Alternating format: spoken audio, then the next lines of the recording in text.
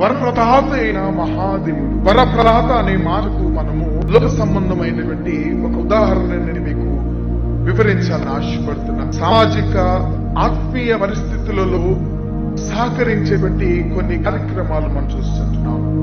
దేవుని బిడ్డలారా, ఈ సంక్షేమ కార్యక్రమాల ద్వారా మానవుల ఆర్థిక, సామాజిక మరియు ఆత్మీయ పరిస్థితిని అభివృద్ధి పరిచే వ్యక్తిని ఏమంటామంటే వరప్రదాత అని మనం అంటుంటాం. ఇతరుల జీవితాన్ని అభివృద్ధి చేయటానికి అతడు తన సమయాన్ని, తన ధనాన్ని, తన యొక్క సామర్థ్యాన్ని వినియోగించి ఆయన యొక్క దయాగుణము వలన ఆయనకు వరప్రదాత అనే మానవులుగా ఒక పేరును ఆపాదిస్తుంటాం.